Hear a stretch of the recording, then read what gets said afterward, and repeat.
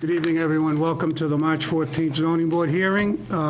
We've got a couple of business items to attend real quickly, so what I will do is we've got, with different members being in and out over the last few months, we need the minutes approved. So December 14th minutes, gentlemen, the people that were in attendance of that one was John Dagnes, Mark Casaloya, and Chris Burns, and myself. So with that, I'll need a motion from one of you to approve I'll make the a December motion. 14th minutes. Is there a second? I'll second it. Seconded by, Chris? Yes. okay, Chris, thank you. All those in favor? Opposed? That is unanimous. Melissa, you finally have a signature. December, would you pass that down for me, please? January 14th, the minutes of January 14th, that night, there was myself, Mark Casaloya, David Clara, and Chris Burns. I will need a motion. Motion. Have a second? I'll second it. Seconded by Dave. All those in favor? Aye. Opposed? And I know that there's two members that were not here, so that's unanimous.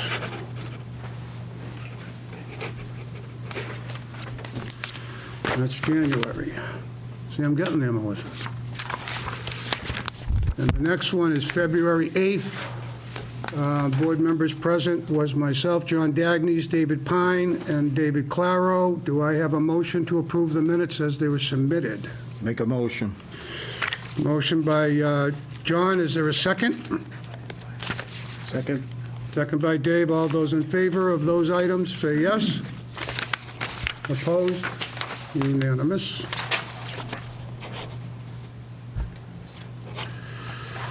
Okay.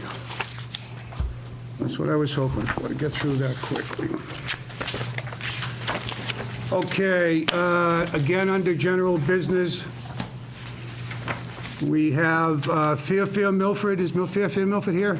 Hi, sir. Your name, sir? I'm John Shipe. Hi, John. How are you? Good, thank you. Okay, on this particular hearing, of course, will be the 5 full member boards, and I will also put on this one, I will put Dave Claro on this one, and Chris, I'll put you on the next one. So with that, this is a release of the bond of Stone Ridge 1. We have a letter in the file.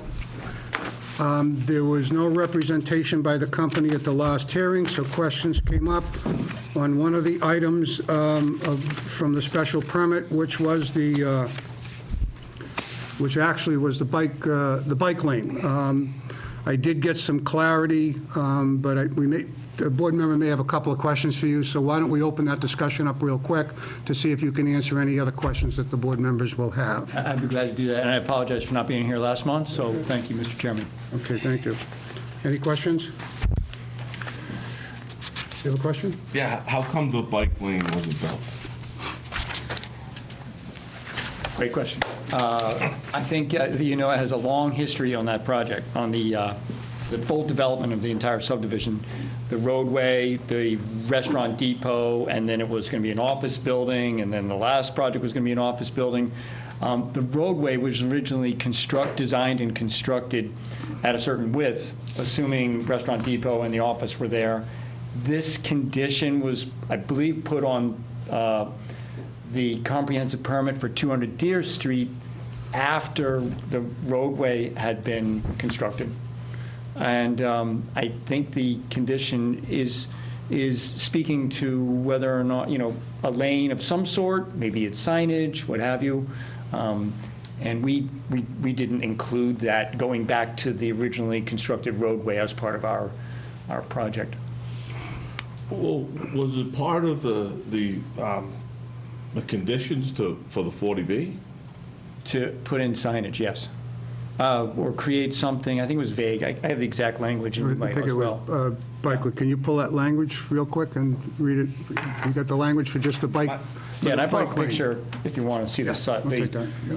The roadway. The roadway is only 26 feet wide in Right. total. Yeah. Yeah. And as I think you know, And that was the the challenge right prints here. there. Yeah, look, my question is, did you guys, as part of the 40B permit to construct that? That's what I'm asking. Honestly, and I was not part of the original permitting. I think, you know, Gutierrez took it through the permitting. Fairfield Residential then purchased the property. We did come back with amendments. I remember my job is to permit compliance.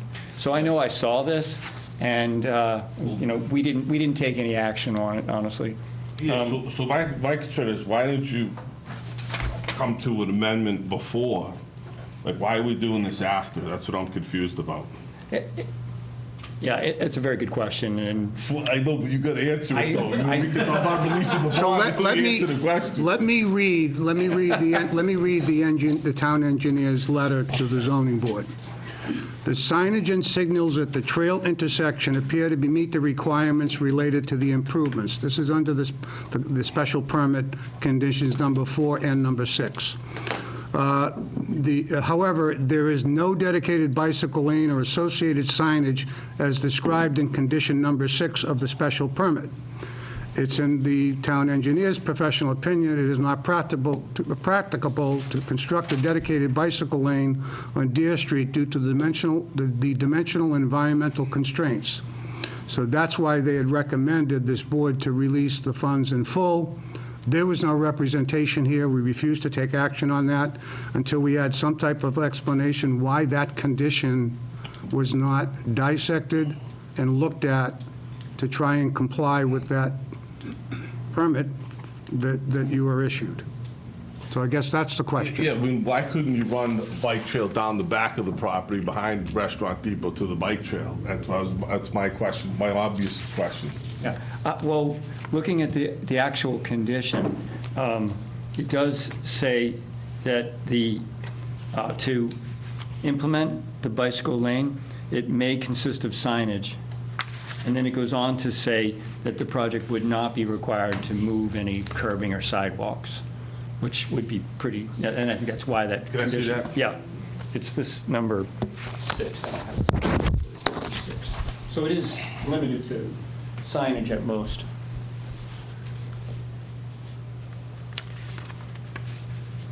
It says the applicant shall establish a suitable bicycle lane, And it keeps going. You're right, but it keeps going.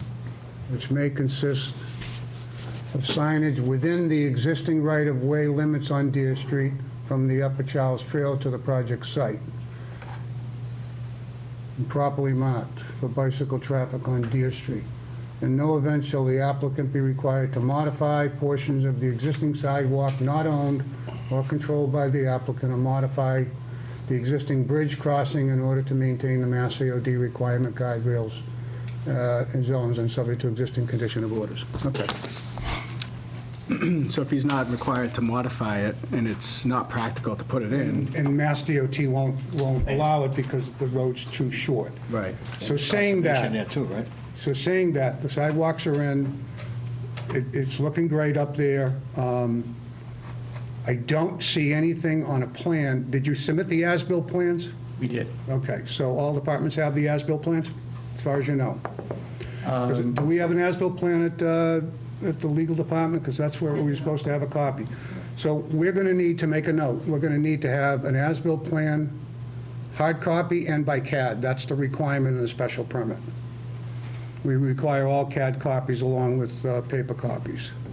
I probably did that because Conservation Commission, there was a condition, and I did exactly that. Okay. But I'll go back and look, and if we didn't do it. Because I believe that we wanted to have that a CAD copy at the legal department besides just the building department or the conservation board. So I think the special conditions indicated that the legal department needed a copy.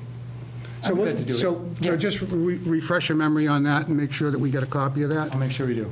In addition to that, do we have a bus stop for the children in the complex? Do we have a bus hut with seating and coverage for the kids for buses. Yeah, Mr. Chairman, I'd have to go back and look at the plan. If it was required, if it was on the original plan, we built it exactly per plan, so it was, Now, I don't remember seeing it on the plan. Here's the issue. okay. Buses are not allowed through private property, which now becomes an endangered issue concerning the kids, especially flying through a private property of an apartment complex. So I think we need to at least agree in concept that you guys will find a location for a bus hut for the complex for the kids, for school.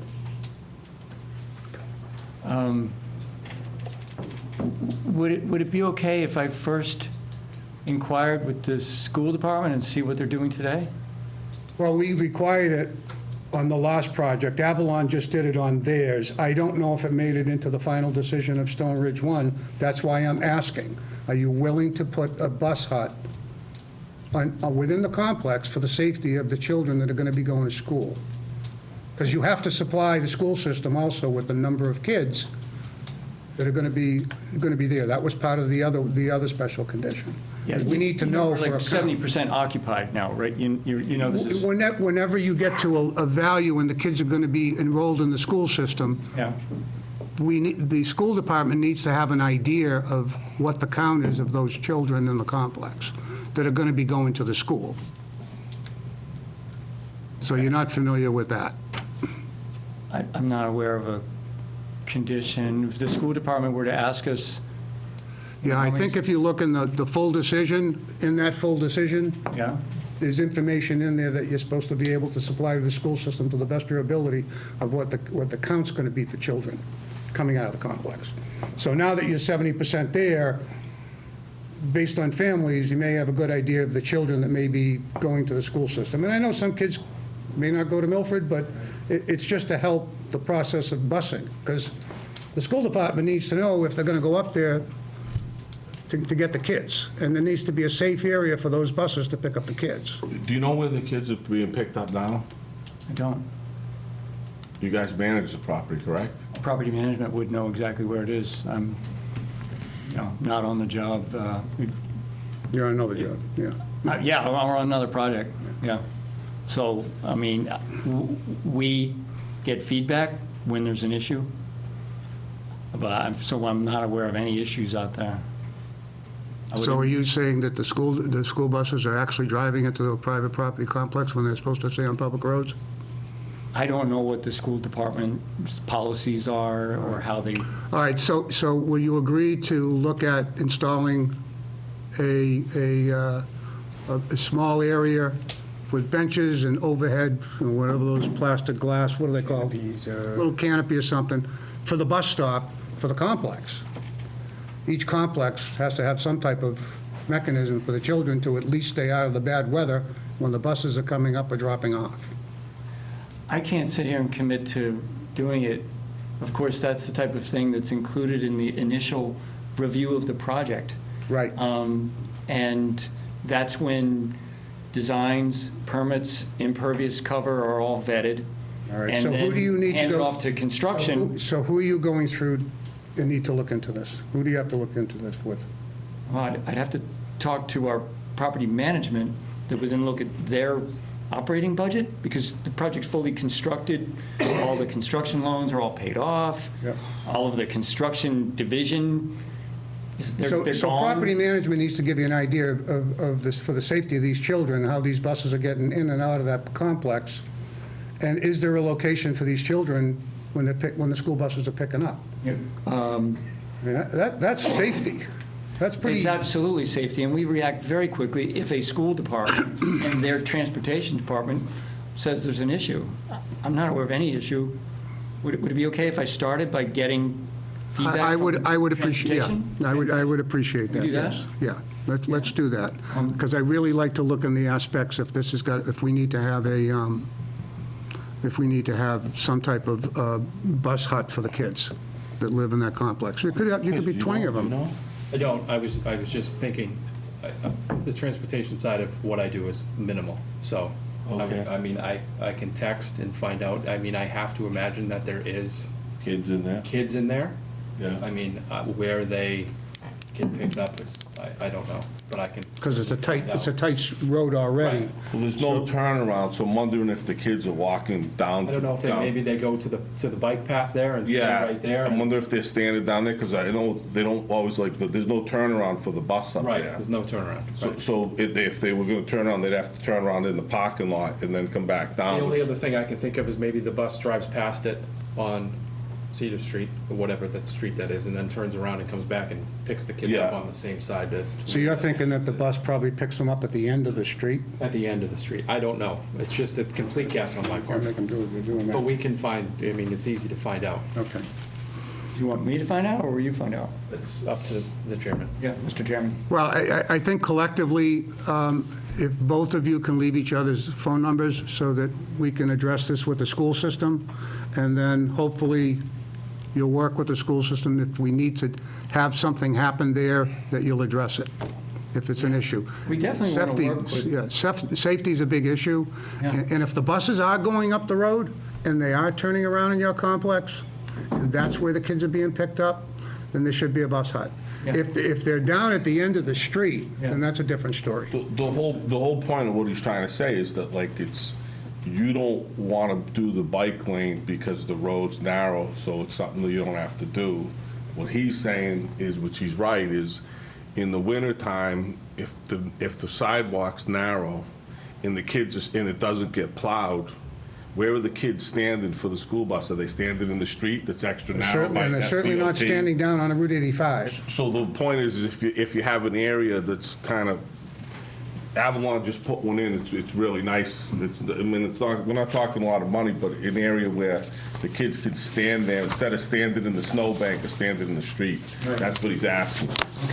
So you don't have a turnaround up there, so I don't think anyways, I'm not sure. Certainly not a turnaround that's public roadway, to Right. your point. Right. Yeah. There is a loop to go through.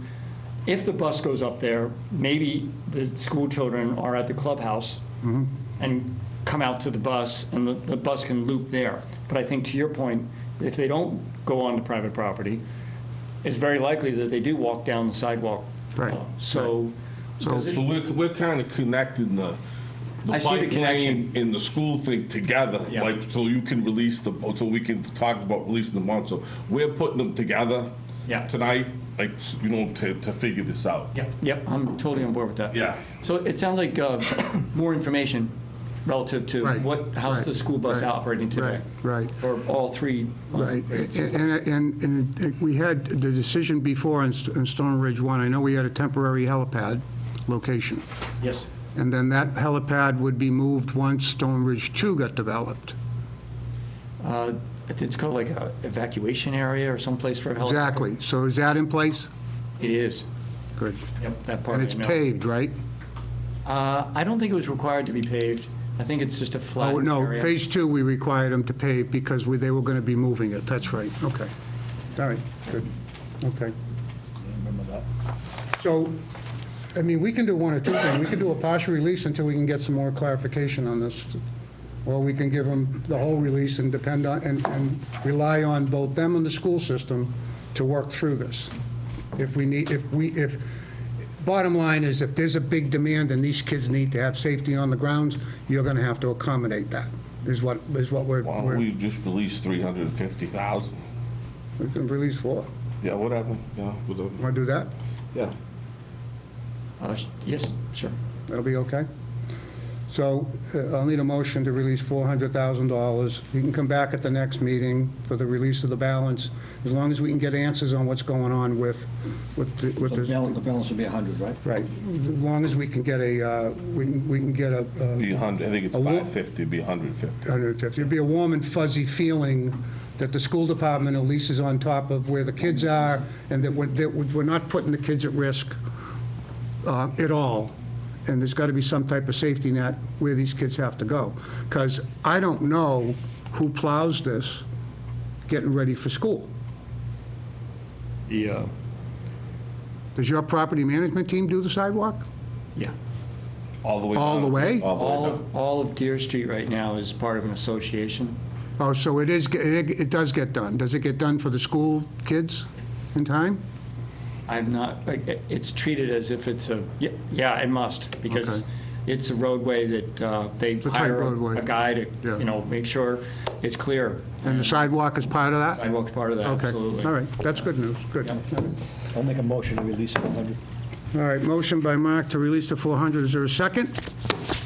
Second. A second, if you want, and we can get those answers, we can continue the balance of this meeting till the next hearing. Thanks, yep. We can do that. So, He has a question. yes, So I'm going to reach out to the school transportation department, or we're going to talk? right, yeah. I can get the Director of Transportation in touch with you. If you leave Melissa your telephone number, I'll have him give you a call. Yeah, we did. Days it was a card. Yeah. We don't. No, Now it's a phone book. Okay, so with that, $400,000 of the bond will be released, and we'll just work collectively to be able to make sure that the kids that are in the complex will have at least have some clear knowledge with the school department that safety concern for the kids will be there, and if there is some type of, It may be good for him to look at the Avalon one, too. It's yeah, what we well, talked yeah, about. well, I think he knows where it is, right? Okay. So with that, all in favor? Aye. Opposed? That is unanimous. Thank you, by the way, for thank you. coming. I No, appreciate it. again, Was it a long drive? Not at all. No problem at all. And thanks for working with me on this. And Well, thank you for listening to us and for working with us to try and get through the final details. absolutely, yeah. These are good topics, Appreciate it. actually. So, yeah, give Melissa your contact info, please.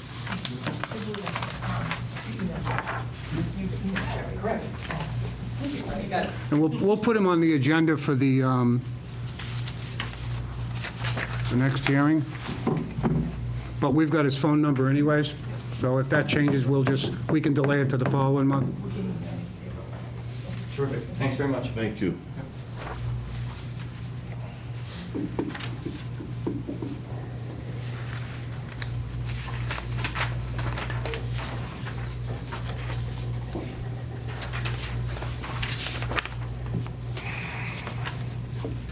Okay.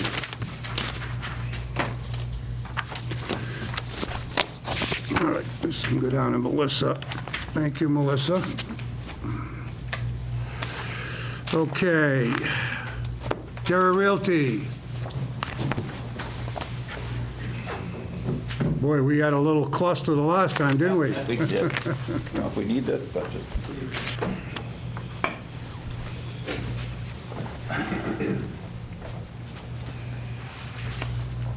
All right, so Mark, you weren't on this last hearing the last time, but I'll put you on this. We'll just get you caught up to speed.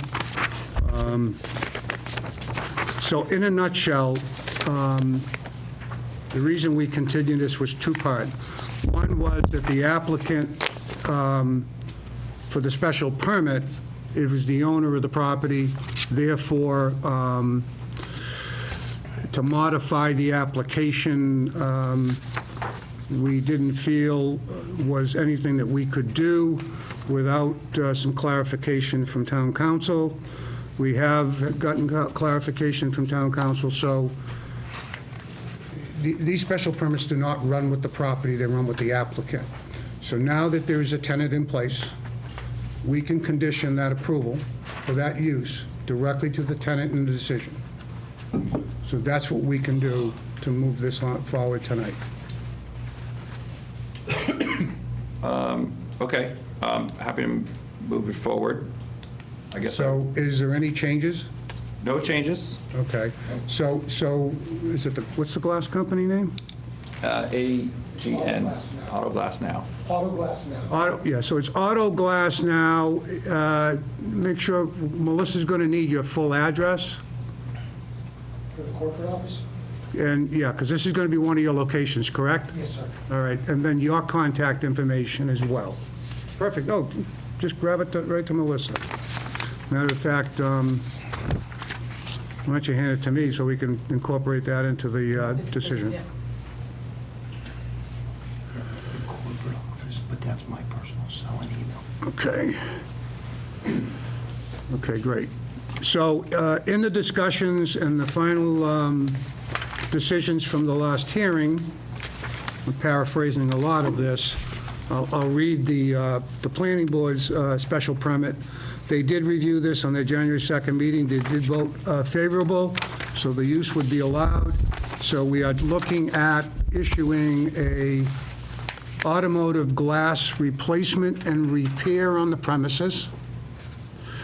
The parking spots, looks like they've been identified on the plan, correct? Any changes since then? Did we define the area of the multifamily? Yeah. We did that, No and then... changes, yeah. Okay. There'll be no car stacking on those spaces. That was part of one of the conditions that we wanted to put in there. And the landscaping is based, you don't have a landscaping plan yet, but I'm sure that you'll be supplying one, so that'll be subject to the landscaping plan being issued. Again, we may have done this the first time, but I'll repeat it again. So it's there'll be no future subdivision of the lot. That was another condition. And then we also went down that road and put back in condition 5, 4, 3, which special permit runs with the applicant, doesn't run with the land. And I believe, does this have to go back to planning board? I believe it does. I believe for site plan, modification of the site plan. Right, so that'll bring in number 2, subject to final site plan approval by the planning board. So 2, 3, 4, and 5 will be added from the previous decision, along with the special permit for the use of the automotive replacement and repair of glass. Whether it's windows, doors, you do that too? Yeah, anything automotive. Anything automotive. So any automotive glass replacement or repair is going to be issued, and it will be going to the Auto Glass Now company. And I'll put Daniel Bean's name as the Regional Director of Operations. Any other comments? This one initially from a rental, it was going to be a Hertz rental or something like that. Yeah, initially. originally, that's Now gone. That's Yeah. gone. Yeah, Now we're no gonna be automotive strictly repair. Glass replacement. Right. Yep. No mechanical, Nope, just glass. just glass. In any form of nature. Pretty much, right? It's in a car we put in. Glass is broken, you fix it. Yes. That's it. Did you have to fly back up here for this meeting? I live in Springfield. Okay, well, still a good haul. That's a ride. Anybody else care to be heard on this application? If not, we can close the hearing, and do I have a motion to approve under the conditions that were mentioned? I'll make a motion. Motion by John, is there a second? A second. Okay, thank you. All those in favor? Aye. Opposed? That's unanimous. So you're good to go, you got a 20-day appeal period? Don't see anybody appealing this, so you'll be all set to go. Okay? Thanks so much, Dan, thanks for coming down. Thank you, sir.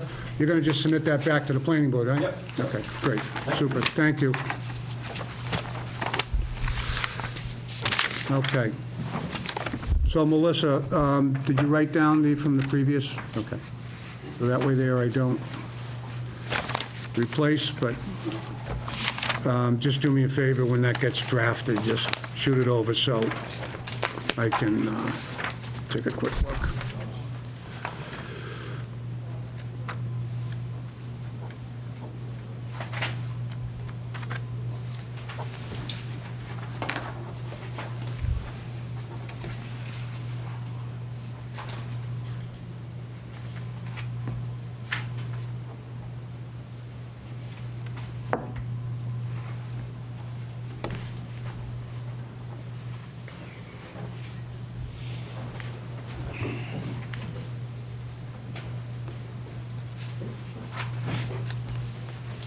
Okay.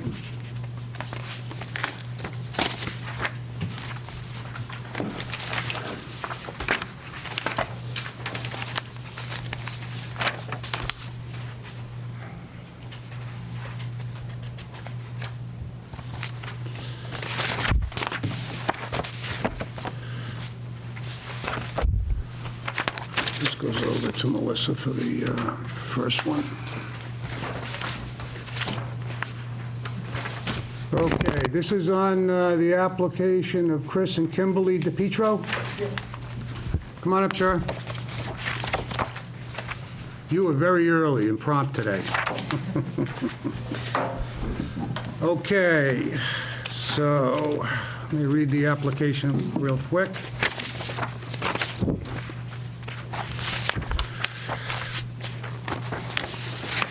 So the applicant is looking to add a two-story addition on the right side, along with add a farmer's porch, extend kitchen, and interior renovations on the property address of 3 Clearview Drive. With that, concerning the questions on number 11 here, explain the purposes if they're sought in harmony with the general purpose intent of the bylaw. The applicant states that the proposed addition renovation would blend in with the neighborhood and other residential homes. Concerning the aspect of the use shall not cause any harm or safety or create any hazard affecting the health, safety, and welfare of the general public. The applicant proposed the project will not cause any harm to any neighborhood and public. Therefore, on the site plan, looks like we have a rendition. Do you have a bigger one? Do you have a big print there or no? Let me see what I have here that I can pass out board members. Do you have copies that you can pass out or give to board members to review? This one? Yeah. So you only brought just one? Okay. We have that, David. Yeah, you have that in your folder? Okay, all right, that's okay. And that's the plan for the residents? Yes. Okay. All right, why don't you have a seat and let me go through this with the town planner letter. Is that the only part that actually, The planning board, all the other stuff you ready? The planning board reviewed the petition at their regular scheduled meeting on February 6th and recommended a favorable report. The town planner's letter, and I'll paraphrase. The applicant requests a variance and special permit to allow for the construction of an attached garage to the single-family dwelling on the subject property.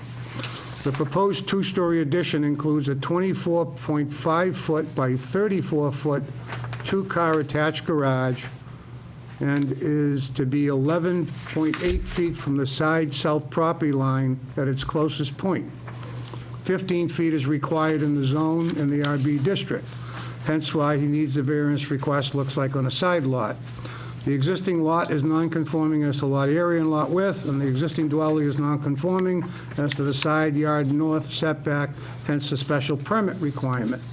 The zoning in this area was changed to RB after the neighborhood was partially developed, and the subject dwelling was built in 1968.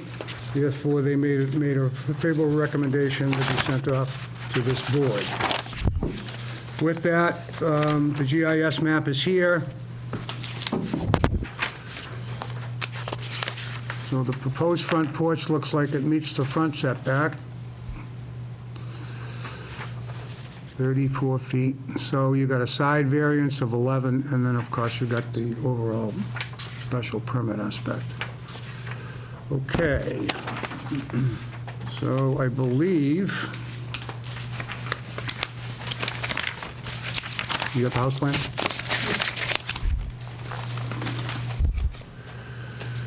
Okay.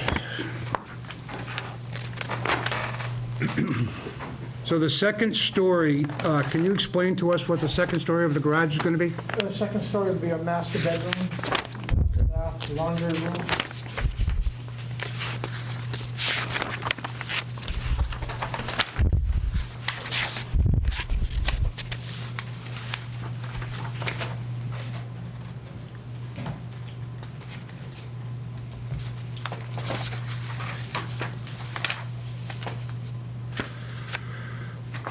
Is the kitchen planning on being bumped out too? Let me see. Yeah, just on the back. What's that, a 6 foot, okay, 6 by 22, okay.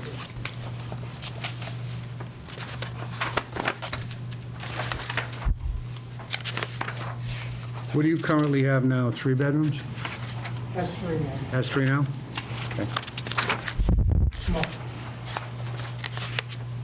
Yeah, what's the main box of the house before? What's the main width of the box? Remember? 24 by 32. Okay, yeah, that's small, yeah, okay. Okay. Board members, I'll turn it over to you for questions you want to review or no? No, I'm good. You're good? Dave, you want to look? Up to you guys. That looks good.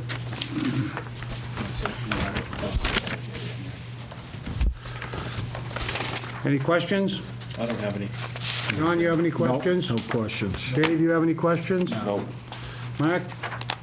No, it's just, It's pretty standard. Okay. So,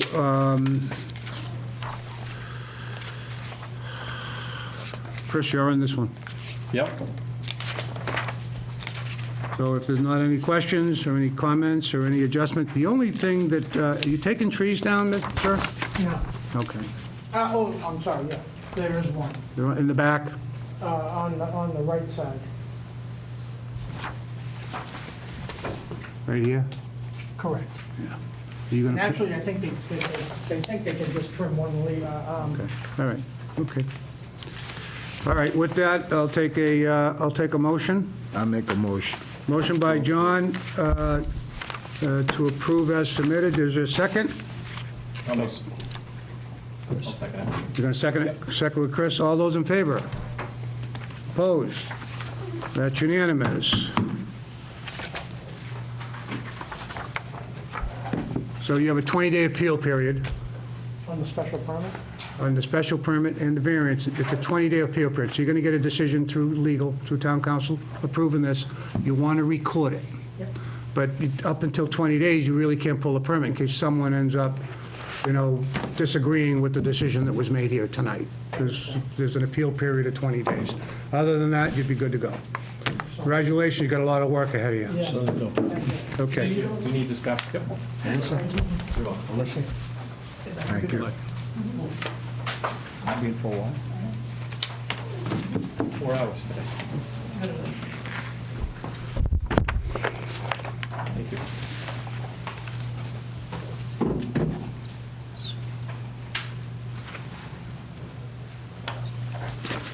Okay.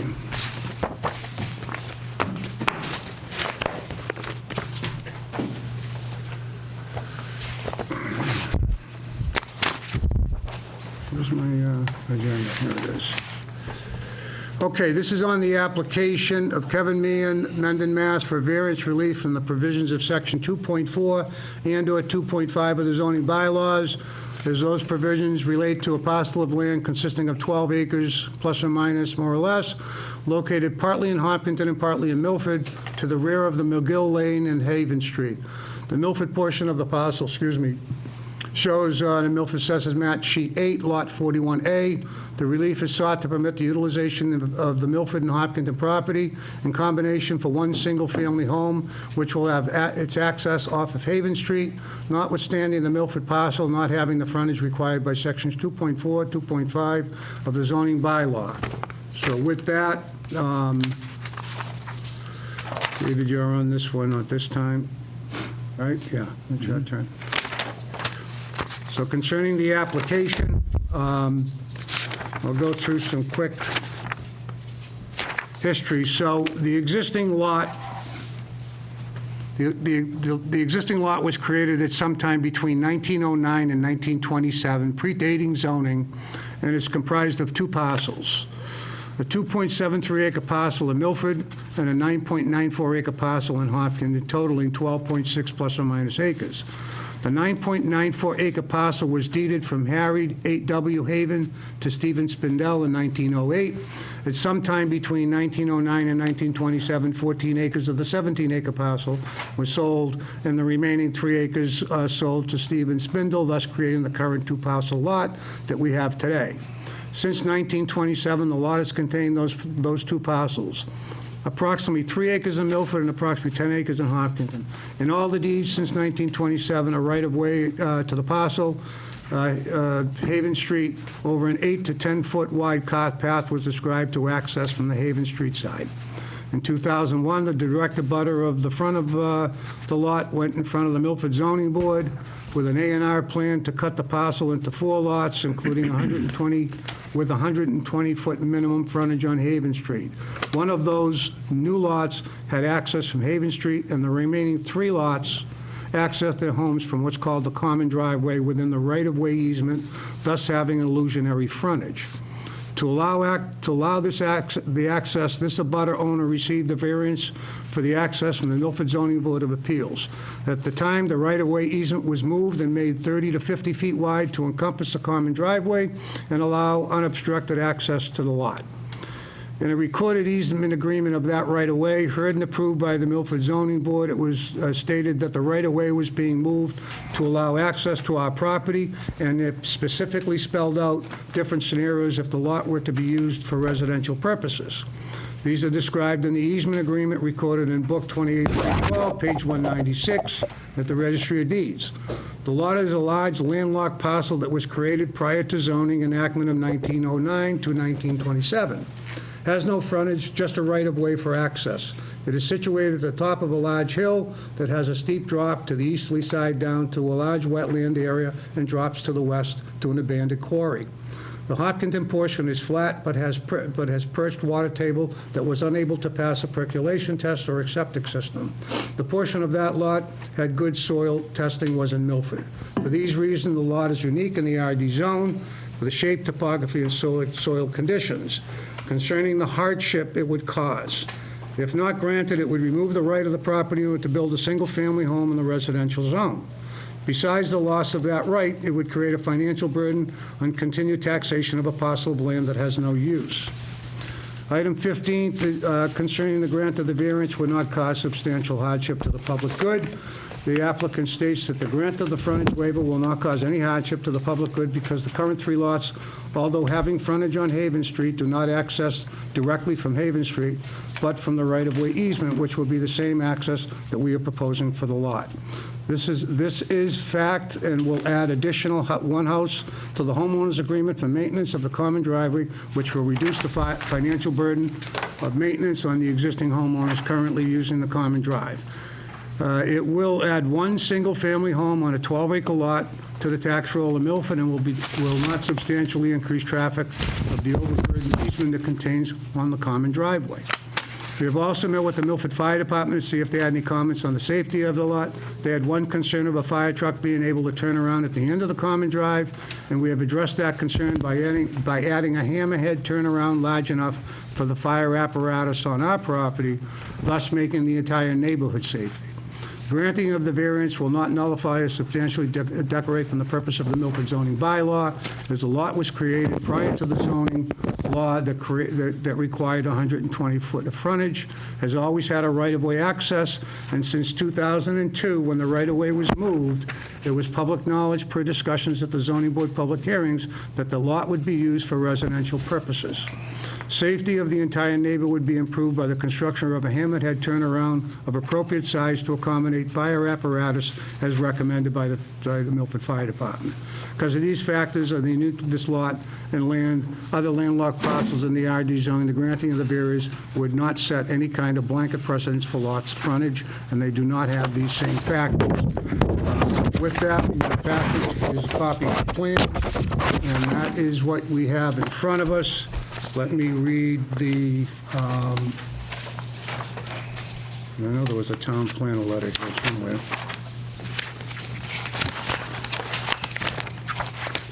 Here it is, here.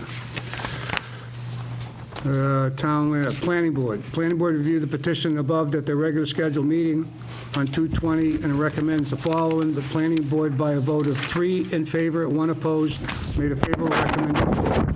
Town planner letter indicates, I'll paraphrase this, they're seeking a variance from all the frontage requirements to allow for construction of a single-family home. The platting and replatting of the land between the subject property of McGill Lane, as recounted in the application, represents a long systematic attempt to subvert the subdivision regulations. On numerous occasions over the last 20 years, Town Hall staff has reviewed this issue and encouraged the preparation of a definitive subdivision plan to formally establish a street to properly access of all the property involved. The proposed request, if approved, will result in a 1,000-long shared driveway that will assure safe and adequate access to the properties it serves in the same manner as that of the subdivision of the street. So that's why the town planner recommended unfavorable. The planning board voted 3-1 in favor.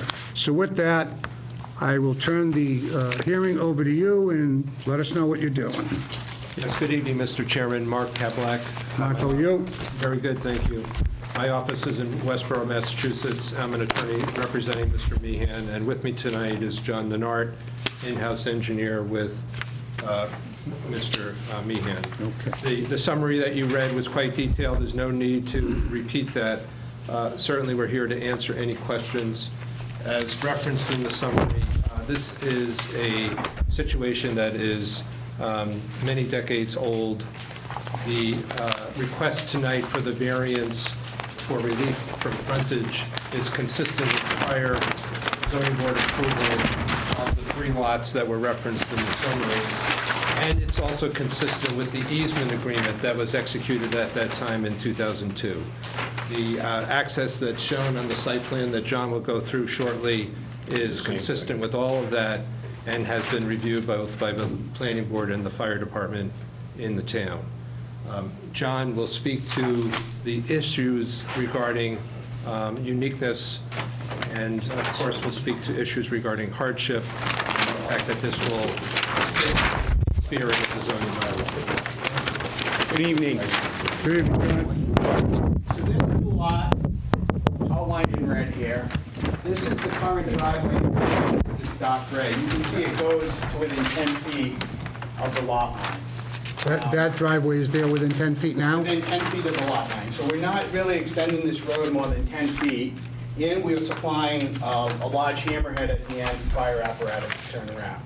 So I know Larry's saying, oh, that it's a 1,000-foot road, but it's already a 1,000-foot road. Right.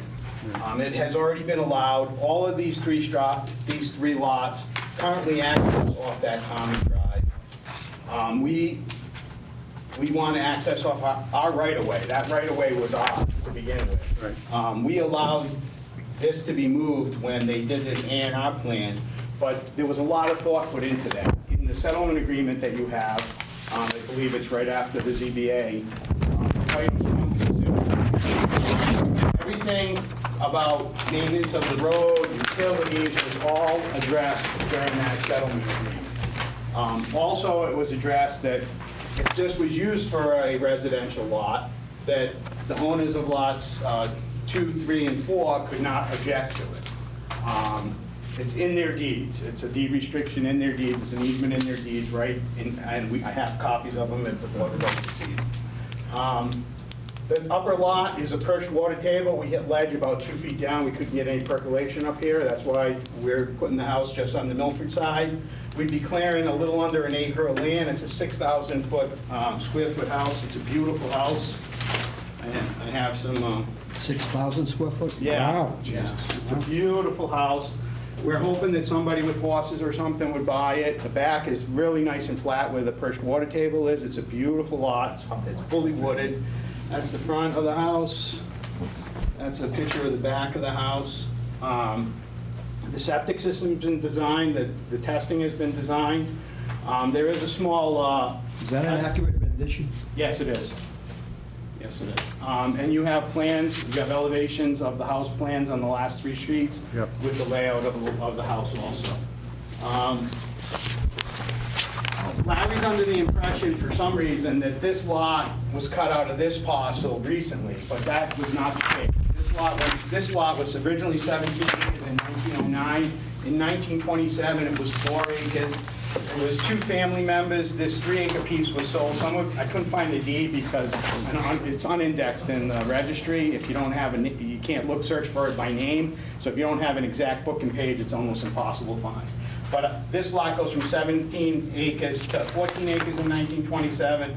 This lot gets added to this piece, separate owners. They were always in separate ownership from 1909 on. So it's not a self-created hardship. This lot always had a cot road out to Haven Street. I do have a plan showing that.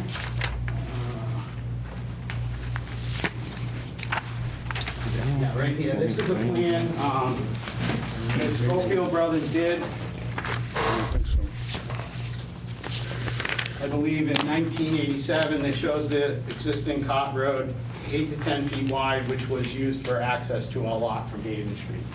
As it said in our submittal, It empted zoning in the town for any kind of zoning, so there was access available. Once zoning was created, there was not access.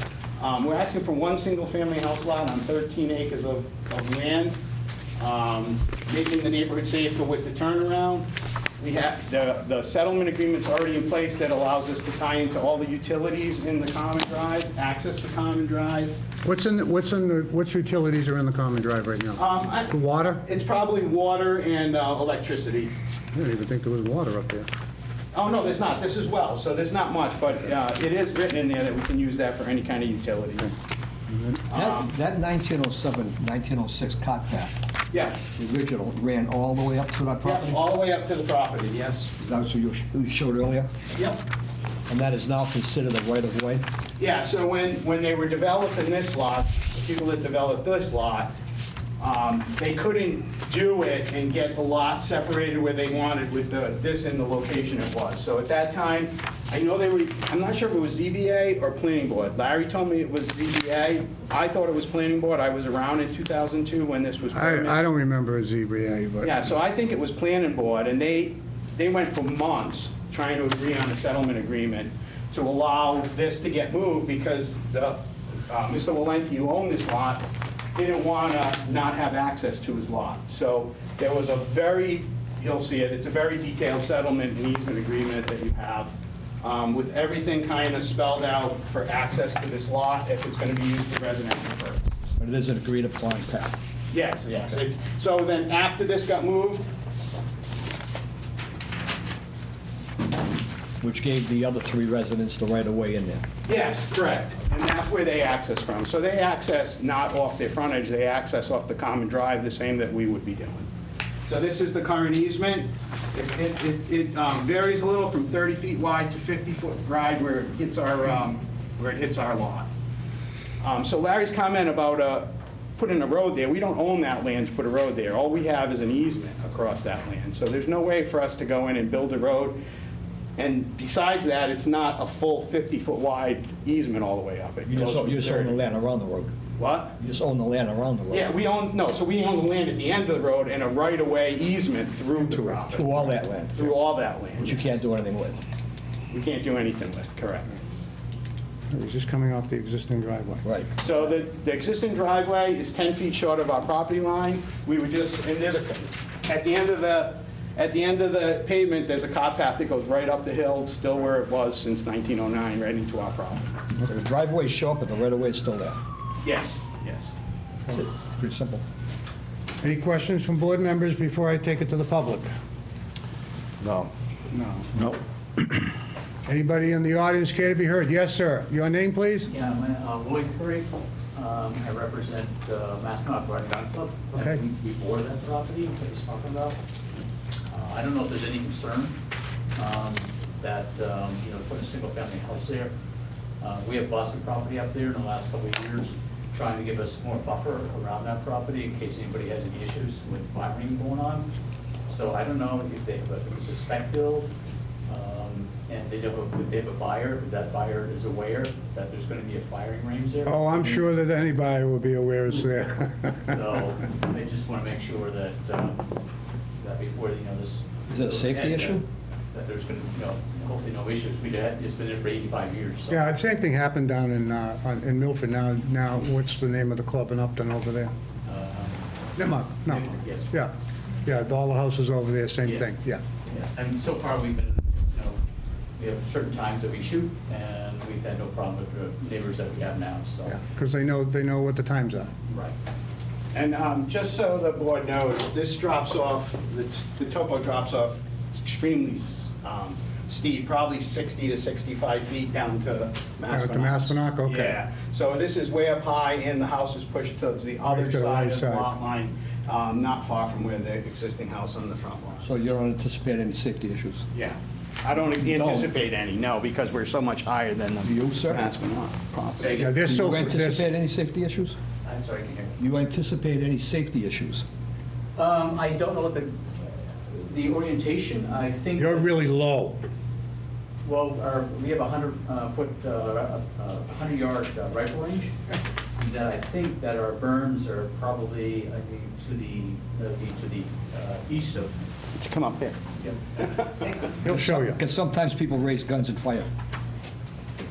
Yeah, so there's about 65 feet of relief from where the house is down to the Maspinock. This is a big wetland area down there. Yeah, I'm just looking forward to McGill Lane here. McGill Lane's way over here. Way over here. Yeah.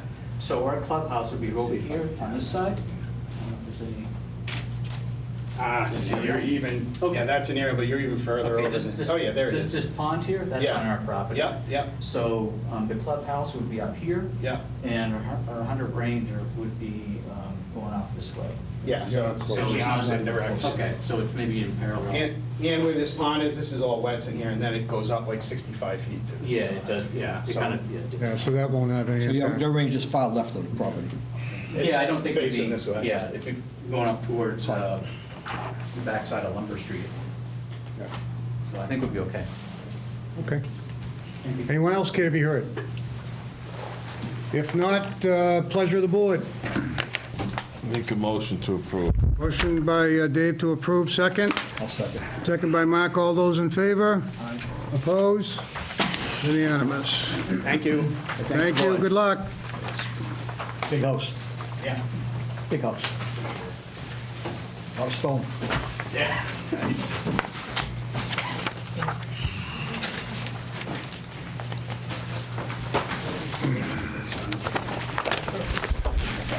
Okay. Think you can afford to build that thing? Start there.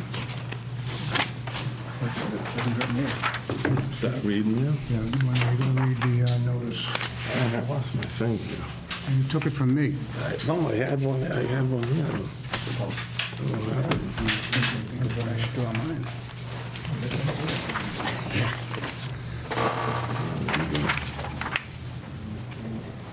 I gotta read that one. Let me read that, and then you go to this. And then here's the town planner letter. And then there's the, and then just read that, and that's it.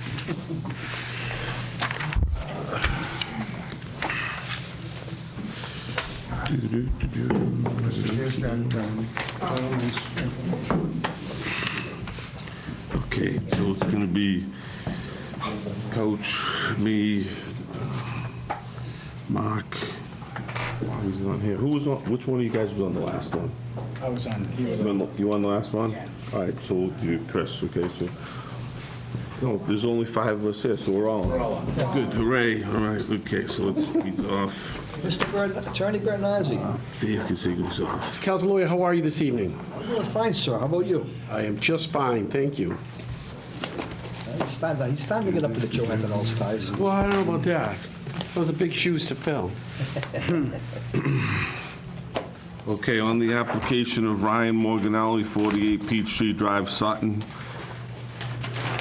Special permit relief pursuant to the zoning bylaw in relation to a parcel of land consisting of 55,000 square feet located on the southerly side of West Street 140 and known and numbered as 286 West Street. The premises is currently owned by Harry Onesian of Hopedale.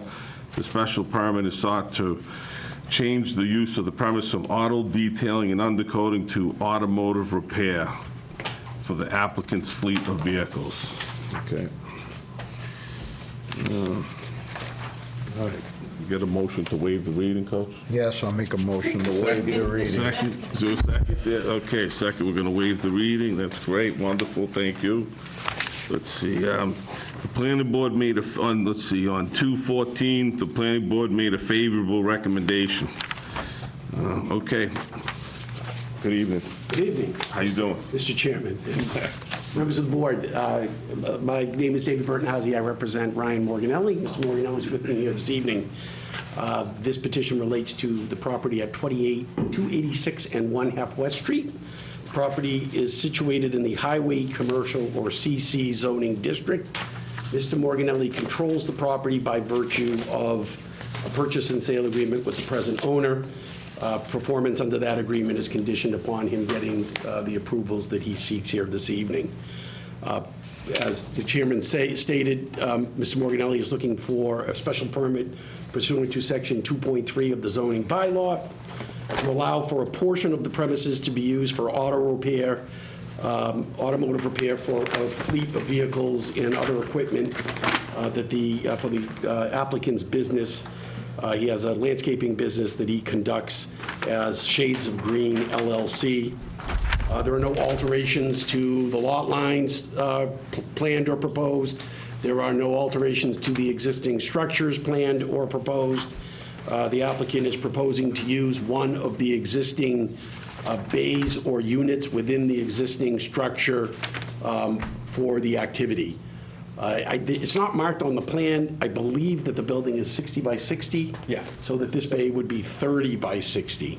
Perfect. All activities would take place within the structure. As you can see, the structure is set way back from West Street. It's 240 feet off of the road. The applicant is only proposing to repair his own vehicles and equipment, I think that would minimize the impact of the use on abutters. And I would suggest it would probably reduce the activity and traffic onto and off of the property. So if the relief is granted this evening, the proposal would undergo further vetting by the planning board through the site plan review process. And at that hearing, there would be discussions and resolutions of issues concerning how the parking is configured, what paving is needed to be done, anything like that. So with that being said, we're happy to answer any questions that you might have. So is he's buying the property? Correct. Okay. And any, are there going to be any selling of the vehicles or just No. fix it? Just fix it? The vehicles that he uses for his existing landscaping business and equipment that he has, he's just going to have a place to repair that. Oh, it's like a contractor's yard? No, that's not permitted. Okay, okay, perfect, It is okay. an automotive repair. Okay, all right, perfect, okay. Does any board members have any questions? So are we talking about the steel building? Is that- Correct. That's what we're talking And there are two bays existing in there now, each 30 by 60. One of them is currently used for storage. That tenant would remain, and Mr. Morganelli would be using the other bay. the other side. Now, is there a road that goes to that building back there? There's a right-of-way that is shown on the plan that comes through, I believe it's Lot 1 as shown on the plan, and it serves Lot 2, which is this property, and then curls back around to serve Lot 3. There is actually frontage on West Street, Yeah. but that is not currently used to access the building. Okay. Mark, that other 30 by 60, Yep. you said it's used for storage? Yes. That be cars, things of that sort in there? Antiques, things of that sort? Muscle cars, I should call it. He has a couple of those. Who owns that? Company called Invictus. They do home audio. I think he just uses it to store his toys, basically. So is this personal items, or do you rent them out to other people? No, it's his personal. Just his personal item. Wow. Pretty cool. And you're gonna do all your repair work on all your landscaping equipment? Yeah. Trucks, lawnmowers. And you store them all there too? Yeah. Most of them are in trailers at night, and I mean, whatever, I keep everything inside anyway. I don't like letting stuff at risk being outside. Dave, you have any I don't have questions? to. No, I have no problem with this non-contractor. I mean, it's just to fix your stuff. It's basically, that area is kind of basically being used that way anyways. Yeah. So I don't There think we was see much. there was an auto detailer or something that was in there? Yeah, Yeah, was there a truck detailer or something in there? that's, yeah, he refinishes and big tractor trailers. Is he still there? Yeah. So he ultimately, once the sale goes through, he'll be leaving. And you'll be in. Correct. Yep, correct. I have no questions. No questions, okay. Okay, close the hearing. Anyone want to make a motion? Make a motion, anyone second? Second. All approved? I mean, we'll take a vote in favor? Unanimous, all approved, you're all set. Thank you, Mr. Chairman. Okay. Thank you.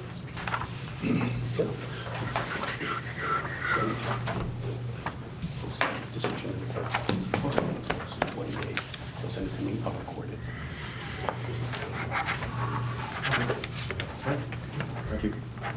Thank you again.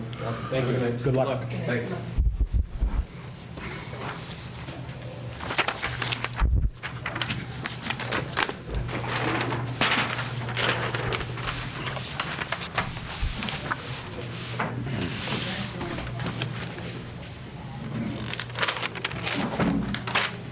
Oh, Dave, your job's in jeopardy with Dave here. Good. It's thing done. You wouldn't believe how smooth this just ran. Very smooth. Really? Many fewer questions. No Fireman's coming. All right. What's this? No conditions. Oh.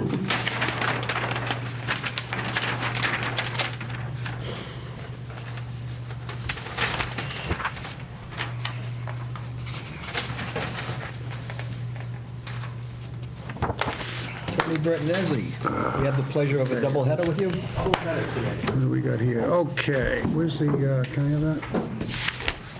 Thank you.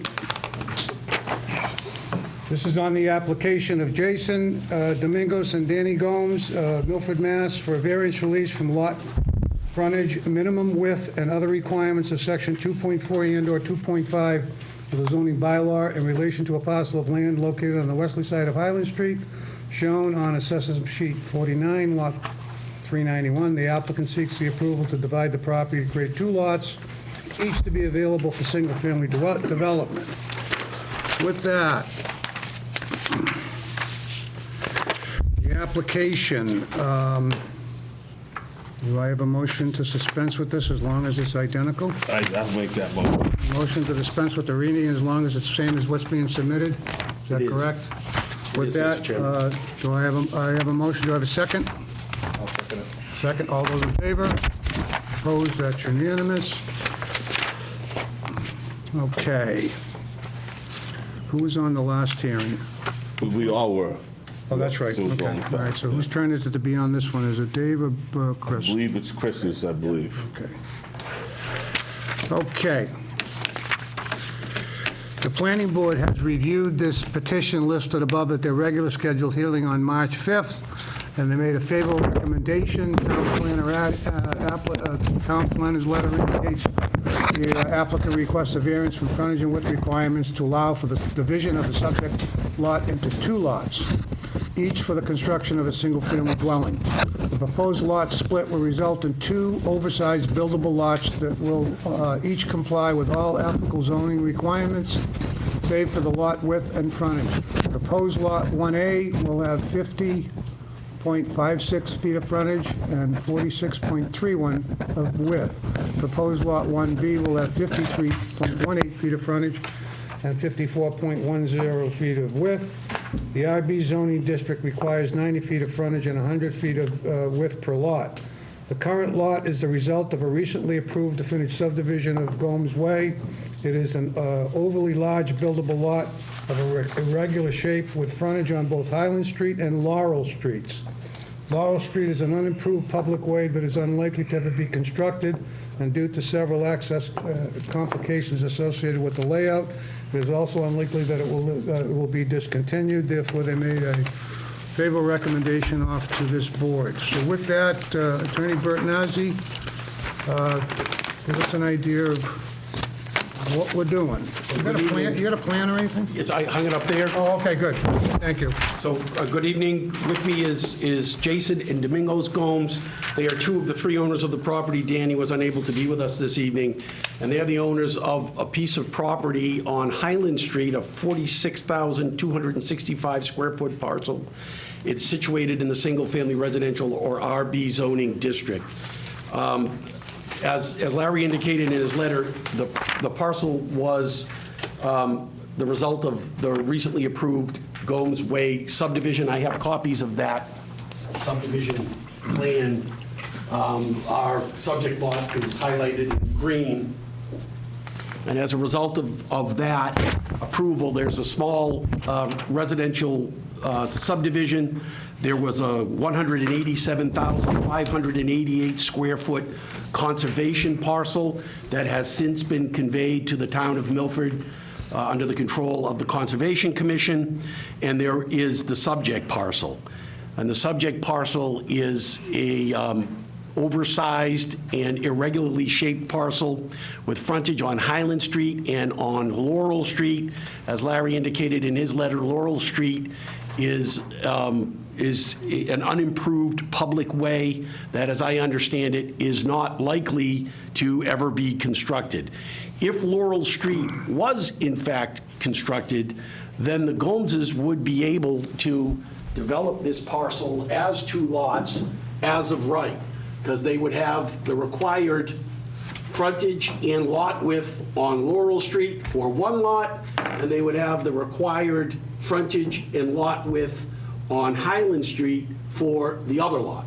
But because Laurel Street does not exist, in order to divide the property into 2 buildable lots, they need to both have frontage on Highland Street. So the proposal is to divide it into this Lot 1A and Lot 1B. They both have 2 times the required area, and both will comply with all of the intensity of use requirements in the zoning bylaw, except for frontage and lot width. So with respect to Lot 1A, because it technically has frontage on 2 lots, it has to have, it would have to meet the minimum frontage and lot width requirements for both. It does so on Laurel Street, but it does not on Highland Street. It has 50.56 feet of frontage, 46.31 feet of lot width, where 90 feet and 100 feet are required. Likewise, Lot B, although again, twice the required area, and satisfying all other requirements, is deficient on frontage and lot width. It has 53.18 feet of frontage, 54.10 feet of lot width, where 90 and 100 are required. So the proposal is for residential use, which is consistent with all of the other uses generally within that vicinity. It would result in lots that are larger or similarly sized to all the other lots in the vicinity. I would suggest to you that the 2 houses aren't going to impact traffic, impair safety, have any negative impact on the neighborhood specifically or on the public generally. So I would suggest to you it's a meritorious petition. It satisfies the requirements for the grant of a variance pursuant to the statute in Milford's bylaw. And with that, we're happy to try to answer any questions that you might have about this proposal. No. Okay, so simple comment, if Laurel Street was built, we're not here. If it was built, you could have done a PRD in here and probably gotten a bunch of houses. Oh, yeah. Well, there is also an issue with, there was wetlands involved. Wetlands on the other side, too, right, okay. But we certainly could get the 2 lots as of right. Right. And these are going to be just for single-family homes? Are these going to be colonial style, I would assume? Probably, okay. I'll turn it over to any questions from board members. This has nothing to do with it. I got no questions. John? Nope. Dave? Chris? I don't have any questions. Anybody here want to be heard on this particular matter? If not, the only comment I would make is that in order to get access back there, of course, you're going to be cutting trees. I'd like to see if we could replant some trees once you finish your construction. So historically, we probably like to see anywhere between 3 and 4 trees at probably a 3-inch, 4-inch caliper. Other than that, that's the only comment I have. So is there a motion? Yeah, I'll make a motion to 3 trees on each lot. Caliper width? Caliper width, 3 inches. Minimum? Minimum, yeah. I'll make a motion to approve as submitted. Motion to approve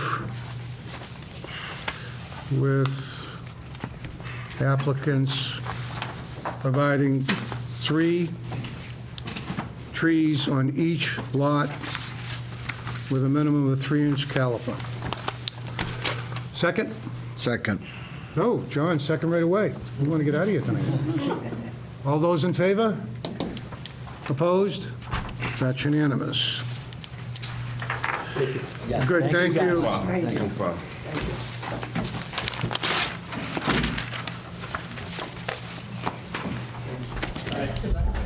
Saving the best of all.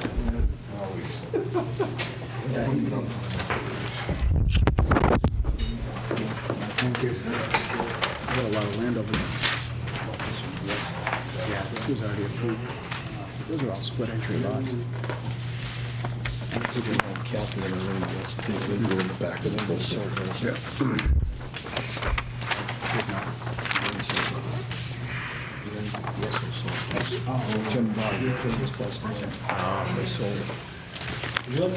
Put up the big one, or can you work up the little one? This is fine. This works. Okay. All right, this is on the application of Ronald Gray, 157 Congress Street, for special permit relief pursuant to Section 2.3 of the zoning bylaw in relation to a parcel of land located on the northerly side of Birch Street, known and numbered as 50 Birch Street, which property is owned by 50 Birch Street LLC and shown on the assessor's sheet map 43, Lot 1. Special permit relief is sought in order to permit the use of a portion of the premises for display of storage and pre-owned automobiles for the sale together with the related office and parking storage. There's a folder here somewhere, hold on.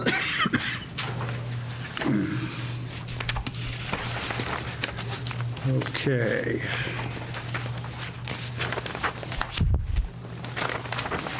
On the application, the applicant states that this is allowed by a special permit through the zoning board, expecting maybe 1 or 2 trips per day. No more traffic or any of that will exist much at the site, therefore, there's no concerns of the health, safety, and welfare of the public. And that's what's on the application. Looks like provide 9 storage display spaces, pre-owned inventory, and office space. Arrange for proper area to accommodate storage and display. Okay. Let's go to the planning board. Planning board reviewed the petition listed above at their regular scheduled meeting held on 3/5 and recommends the following. The planning board has made a qualified recommendation in general as just for the use only. Town plan letter. Petitioner submitted an incomplete application. The requested special permit is to establish an auto sales operation on the subject property. However, the materials provided are incomplete and do not include the required engineered site plan. Although auto sales usually are provided for a ZBA special permit within the IB district, the ZBA application form in part specifically requires that applications must be accompanied by 5 copies of a current plan of the property or lot, prepared and signed by a certified civil engineer and registered land surveyor, which plan must set for the position of all structures therein, their size and distance from front to side, rear boundary of the lot. Not only has no such plan been provided, the drawing that had been submitted is a misappropriation of a prior plan produced by others without their authorization. Therefore, I recommend the application be continued to afford the petitioner time to hire an engineering firm to prepare for a proper site plan. Gary and Hanlon, has come to my attention that site plan has been submitted to the Zoning Board of Appeals in conjunction with a special permit application for property located at Birch Street, 50 Birch Street. Upon review of said plan, it appears that the existing conditions is a copy of our original plan prepared by Gary and Hanlon entitled An As-Built Plan of Land dated August 6, 2009. It was prepared for 50 Birch Street LLC for the purpose of applying for a certificate of compliance from the Milford Conservation Board. The current plan filed by others have been altered by the removal of an original G&A title block, and notes and new notes and proposed information was inserted. I'd like to be noted, and for your records, that G&H has not been retained by the applicant nor have given permission for our plan to be modified by any other parties. If you have any questions or additional information, please do not hesitate to call. That was Jimmy Sullivan, VP Operations. So with that, I see that there's a plan in front of us. I don't know what it is. Can you give me an update? Sure. Hello, folks. So this is an updated plan done by a certified engineer. When I go back to the site board, if it's granted, I'll be submitting the 5 copies. So everything in here should be in compliance. So far, you have not submitted anything under the application. Certified 5 engineered copies. I have not. Okay. And I was instructed to do that when I submit my application. They're ready, but Okay, so just a couple of points. The office area has 2 stories of office space. I don't see the square footage on there to relates to where the parking needs to be concerning the office space itself. So my suggestion would be to continue this to allow the plan to get to the planning board and the town planner to verify that this plan is a good plan, and it has been done and has conformed to the guidelines concerning the application. So that would be my suggestion.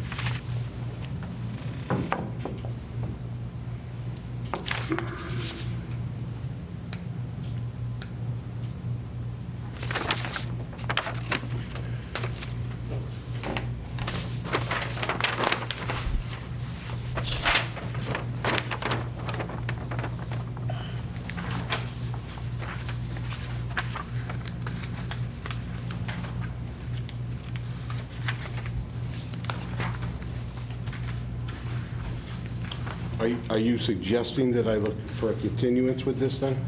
That's what I'm suggesting. You can do whatever you want. If you want to vote, then that's fine too, but I'm just, you need 4 out of 5 votes in order to pass, otherwise you can't come back for 2 years. No, that's fine. I just seem to be getting lots of mixed messages, but that's fine. It's okay. I don't know what the mixed message is. No. I'm not giving you any mixed messages. Not at all. We have an application procedure, and apparently it didn't get followed. And now we're trying to shove this in at the last minute. So there was supposed to be a full engineered, current, updated site plan. So whether it was this address or another address on Industrial Road that has 5,000 square feet of office space, it doesn't have any square feet of what this office space is, and we know it's 2-story. So we need to know what the square footage of this office space is. And if you're occupying an office space, that's fine, but it's 2 stories here, but it doesn't give any square footage of what the office space is, because then that relates it over to parking. So again, I don't know if this engineer went on the site and actually defined everything and updated the plan. I know when I went by there, there was a lot of storage back there of equipment and not much room for parking anything. So, and also, the application, you're looking for 9 spaces? Yes. Where are those 9 And it spaces? says 6 spaces on the plan. And 3 over there, and 3 to the left. 6 and 3. And I could be wrong in this, because I really have very little experience in this, but it says on this that I'm occupying 400 square feet of interior sales and office space. Is that what you're looking for? Well, the problem is, there's 2 stories of office space in this building. Right. It's not saying how much what that square footage is. Of the whole office space? Is Yeah, that what you're- because the parking has, we need to know what that square footage of parking is, because there's a parking calculation for office of how many spaces you need. So even though you're requesting whatever it is, 9 spaces, those 2-story office space could be whatever it is, 10,000 square feet, and need so many. Take up the whole thing. Yeah, and that's why I just want to clarify. This is for your benefit, because you will not have to come back again, except for the next meeting, because if you got the engineered plan ready to go, we'll continue it to, when's the May meeting? May or April? April. April 11th. Sure. Yeah, so that would be the next meeting. It's no problem, I appreciate it. So it depends, it's up to you. If Oh, I'd like to continue it if that works. All right, so if we're going to continue it, then let's do that, and we'll move that to April 8th, you said, I'm sorry? 11th. And then I'm going to need you to sign. Yeah, the continued form of some sort. Yeah, here you go. All right. This hearing is going to be, so we're going to go to April 11th, 24. Today is 3/14/24. And all you need to do is print and sign, and you're good to go. So you want these plans to go back to Larry for an AO? Well, no, they have to go back to the planning board with all the sets and all that No, stuff. no, I know. Yeah, so, yeah, because in general, they said okay, but they don't have a... They gave a general okay. They gave a general okay, but there was no site plan, a full engineered site plan for them to approve. Yeah. And then it'll just come back to us with the recommendation to approve. All right? You guys want to keep those? You want 'em? Mr. Chairman, Do I have a folder? I don't there? need it. Mr. Chairman. No, Do I have that's a folder? coach's fault. That's David. coach's fault. Probably end up taking Does it back. the April 11th date give him enough time as to what needs to be done? Or do you need If he's indicating that that's a full engineered plan, He's a full engineer. then fine. If not, I just he'll have to didn't want go him to have 60 to- days. I just didn't want it, I wanted to make sure he has everything. But I'll take your suggestion back to my engineer and say that this is what they're Right, asking. right. Yeah, no Because problem. always remember that the plan's got to be fully updated, and if he's got to go in that office building and make sure that all the... Yeah, I just don't want That's him fine. to come back in April and say. And then have to "Hey, continue it one more again." thing." Yes. Right, That- right. That's all. Well, again, That's all I was worried. he Yeah, okay. showed an engineered plan, so that's part of the Yeah, okay. process. It's got to go to the planning board and back to town planner. Yeah. They'll verify it, and then they'll just send off the recommendation. So it's, because they have the ultimate say, because it's a I site think plan. the plan he just produced did say that there's this much office space in the building. Yeah. I think that's what Dave's saying. It Yeah. just shows the 400 square feet. Yeah, that- so you that have he to would- recount. that Yeah, he's- that's So all. they want to say that this is office and this is, so that the planning board and Larry can verify the Right. the parking I know calculations. he just sat here through the whole, Yeah, yeah. it was the last hearing. I just want to make sure that when he comes back again. It's okay, not- you know. I mean, yeah, if he didn't have an engineer and he needed Yeah, yeah. continuance, Yeah. it would have been pushed out 2 months. Okay, yeah. Okay? Yeah, no problem. Have a good night, everyone. Okay, thank you. Thank you. 11, Do 24. you have a copy of the revised plans for the file? No. Okay, so I'll give you this one. and then- Yeah, just throw one back in here, because it's going to go, it's continued, it's going to continue. Calculations not on there. Right, but I'll just Right, put that but you submitted it for the continuance. Have a good Where night, is it? everyone. Continue to April motion. Yeah, do I motion to continue? Yes, Second? Second. yes. All those in favor? Opposed? That's unanimous. I'll take a recommendation to close the hearings for tonight, and close the hearings. Motion to adjourn? That's a really nice jacket. I just gotta say Motion to that. adjourn? Motion to adjourn. Thank you. Second? I second. All those in favor? Opposed? That's unanimous.